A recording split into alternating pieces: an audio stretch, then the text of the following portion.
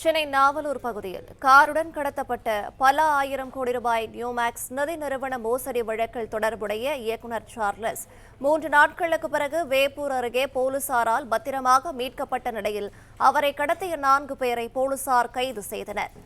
விவரங்களை வழங்குகிறார் செய்தியாளர் கதிரவன். வணக்கம், மேலும் விவரங்கள். தமிழகத்துல நியூமேக்ஸ் நிதி நிறுவனம் சுமார் 8000 கோடி ரூபாய் அளவிற்கு மோசடி செய்த விவகாரத்துல பொருளாதார குற்றப்பிரிவு அதிகாரிகள் வழக்கு பதிவு செய்து நிர்வாக இயக்குநர் சார்லஸ் உட்பட பலரை கைது செய்து அவர்கள் தற்போது ஜாமீனில் வெளியே வந்திருக்கிறார்கள்.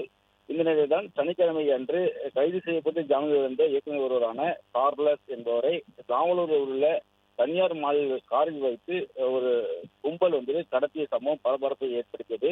இயக்குநர் சார்லஸின் கார் ஓட்டுநர் விக்னேஷ் என்பவர் கொடுத்த புகாரின் அடிப்படையில் வழக்கு பதிவு செய்து விசாரணை மேற்கொண்டனர். குறிப்பாக விக்னேஷ் மாநில ஒயின் ஷாப்பு சென்ற போது காரில் இருந்த சார்லஸை மர்ம நபர் கடத்தியதாகவும் அதன் அடிப்படையில் சிசிடிவி காட்சி விசாரணை மேற்கொண்டதுடன் இருவேறு திசைகளில் அந்த கடத்தல்காரர்கள் பயணித்து குழப்பத்தை ஏற்படுத்துவது தெரிய வந்தது.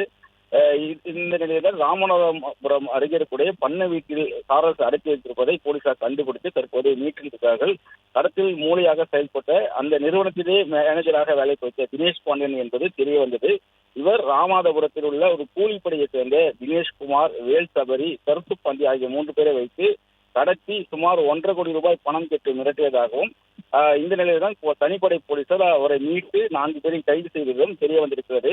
6 மாதமாக திட்டமிட்டு சார்லஸை கடத்தியதும் விசாரணையில் தெரிய வந்திருக்கிறது. சென்னைக்கு சார்லஸ் வந்தவுடன் நோட்டம் எடுத்துக் கொண்டிருந்த கடத்தல் கும்பல் தனியாக நாவலில் உள்ள மாலில் நின்ற போது அவரை கடத்தியதாகவும் தெரிவிக்கப்பட்டிருக்கிறது.